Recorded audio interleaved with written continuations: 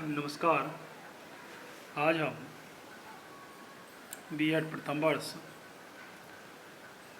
Third paper learning and teaching के अंतर्गत शिक्षा के प्रकार या फॉर्म्स ऑफ एजुकेशन का अध्ययन करेंगे। शिक्षा जीवन पर्यंत चलने वाली एक प्रक्रिया है। यह औपचारिक, अनौपचारिक और निरौपचारिक रूप से जन्म से लेकर मृत्यु तक चलती रहती है। यह एक व्यापक संप्रत्यय है जिसमें विभिन्न स्रोतों जैसे रेडियो, समाचार पत्र, टेलीविज़न, शिक्षा संस्थाओं आदि से प्राप्त ज्ञान को सम्मिलित किया जाता है। एक सामान्य व्यक्ति इसे शिक्षा संस्थाओं में प्राप्त शिक्षा के रूप में ही समझता है, जो निश्चित रूप से अन्य स्रोतों से प्राप्त शिक्षा से सर्वथा भिन्न है। शिक्षा शास्त्रियों ने शिक्षा के निम्नलिखित प्रकारों का वर्णन किया है। सामान्य शिक्षा, जनरल एजुकेशन। जैसा कि पूर्व में ही कहा गया है कि education is a life long process, जीवन पर्यंत चलने वाली शिक्षा है। तो शिक्षा का प्रमुख कार्य माध्यमिक स्तर तक बालकों को सामान्य शिक्षा प्रदान करना है और यही हम शिक्षा के प्रमुख उद्देश्य भी मानते हैं। यह शिक्षा का निम्नतम स्तर है जो प्रत्येक व्यक्ति के लिए अपनी विभिन्न आवश्यकताओं की पूर्ति करने के लिए आवश्यक होता है। यह बालक को उचित व्यवहार करने के योग्य बनाती है। इसका उद्देश्य बालक की सामान्य योग्यताओं का विकास करना है ताकि उसके व्यक्तित्व का विकास हो सके और वह वातावरण में समायोजन के योग्य बन सके, जैसा कि a process of adjustment with the environment. वातावरण से समायोजन की प्रक्रिया करना, उसके योग्य बनाना ताकि भारत में स्वतंत्रता के बाद सर्व शिक्षा को मुक्त और आवश्यक बनाने में पूर्ण सफलता मिल सके।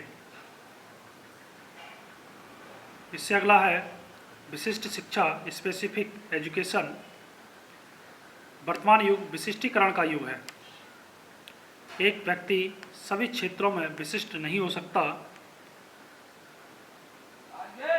यदि बालक को उसके जन्मजात गुणों, योग्यताओं और क्षमताओं के अनुरूप विशिष्ट शिक्षा प्रदान की जाए तो उसे अपनी योग्यताओं के विकास के लिए उत्तम अवसर प्राप्त होंगे। इसका उद्देश्य एक व्यक्ति को किसी एक विशेष कौशल में कुशल बनाना है। यह समाज के प्रत्येक क्षेत्र में विशिष्ट प्रशिक्षित व्यक्ति प्रदान करती है। इस प्रकार यह राष्ट्र के विकास के साथ साथ उसके कल्याण में भी सहायक होती है। यह विशिष्ट संस्थाओं में जैसे medical colleges, engineering colleges, technical colleges, management institute और कंप्यूटर सेंटर आदि में प्रदान की जा सकती है। प्रत्यक्ष शिक्षा या डायरेक्ट एजुकेशन। इस प्रकार की शिक्षा में शिक्षक और विद्यार्थी में प्रत्यक्ष संबंध होता है। कहा भी जाता है education is a direct and indirect process both. शिक्षक के व्यक्तित्व का प्रत्यक्ष प्रभाव विद्यार्थी पर पड़ता है। जहाँ विद्यार्थियों की संख्या बहुत अधिक हो जाती है, वहाँ यह शिक्षा संभव नहीं होती, क्योंकि ऐसी कक्षा में अध्यापक के लिए प्रत्येक विद्यार्थी के साथ मधुर संबंध बनाना बड़ा कठिन कार्य हो जाता है। और यही कारण है कि आज के समय में कक्षा के आकार को छोटा करने पर बल दिया जाता है।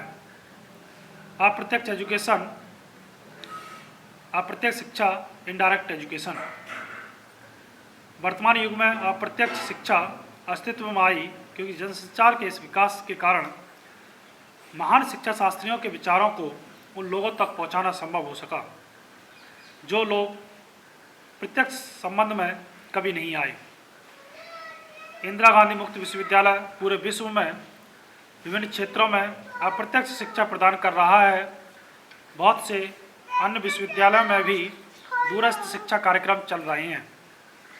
उच्च स्तर पर रेडियो, टेलीविज़न आदि शिक्षण के लिए अधिक प्रसिद्ध हो रहे हैं।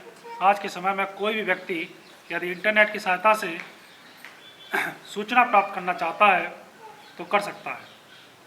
इस प्रकार की शिक्षा पश्चिम में अधिक प्रसिद्ध होती जा रही है। व्यक्तिगत शिक्षा, इंडिविजुअल एजुकेशन, मनोवैज्ञानिक रूप से यह सिद्ध हो चुका है कि सभी व्यक्ति एक जैसे नहीं होते। इसीलिए इस बात पर बल दिया गया है कि शिक्षक को व्यक्तिगत रूप से प्रत्येक बालक का ध्यान रखना चाहिए। रविन्द्रनाथ टैगोर के द्वारा शांति निकेतन में किया गया प्रयोग सफल सिद्ध हुआ, परंतु यदि इसे बड़े पैमाने पर शिक्षा विधि के रूप में अपनाया जाए तो ये पूर्ण रूप से अव्यावहारिक होगी। प्राथमिक स्तर पर किंडरगार्टन पद्धति, मॉन्टेसरी पद्धति बच्चे पर व्यक्तिगत रूप से ध्यान देने की उच्च पद्धतियाँ हैं। अगला है सामूहिक शिक्षा, कलेक्टिव एजुकेशन। जैसा कि नाम से ही विदित होता है, यह शिक्षा एक स्थान पर सामूहिक रूप से इकट्ठे हुए व्यक्तियों को दी जाने वाली शिक्षा है। एक अध्यापक जब तक एक ही समय में बहुत बड़ी संख्या में विद्यार्थी को शिक्षा देता है तो ऐसी शिक्षा समय और धन के क्षेत्र में मितव्ययी बन जाती है। भारत की जनसंख्या जिस गति से बढ़ती जा रही है, ऐसी परिस्थितियों में यही शिक्षा उपयुक्त मानी जा सकती है। संकुचित शिक्षा, नैरो एजुकेशन, यह विद्यालय और विश्वविद्यालय शिक्षा तक सीमित है। जब बालक शिक्षा संस्थान में प्रवेश लेता है तब से यह आरंभ होती है और शिक्षा संस्थान छोड़ने पर समाप्त हो जाती है। यह आकस्मिक न होकर नियोजित होती है। इसमें अध्यापक और विद्यार्थी का प्रत्यक्ष संबंध होता है। इस प्रकार की शिक्षा का क्षेत्र अत्यंत संकुचित होता है। व्यापक शिक्षा, वाइडर एजुकेशन, यह एक जीवन पर्यंत चलने वाली प्रक्रिया है। यह जन्म से प्रारंभ होकर जीवन भर चलती है। इसमें शिक्षा के सभी अभिकरणों, औपचारिक, अनौपचारिक और अनौपचारिक, फॉर्मल, इनफॉर्मल, नॉन फॉर्मल से प्राप्त अनुभव सम्मिलित होते हैं। समाज का प्रत्येक सदस्य एक समय में अध्यापक के रूप में और दूसरे समय में विद्यार्थी के रूप में कार्य करता है। इस प्रकार की शिक्षा का कार्य क्षेत्र अत्यंत व्यापक होता है। धन्यवाद। इससे बचे हुए प्रकारों का अध्ययन हम अगले व्याख्यान के अंतर्गत करेंगे। धन्यवाद।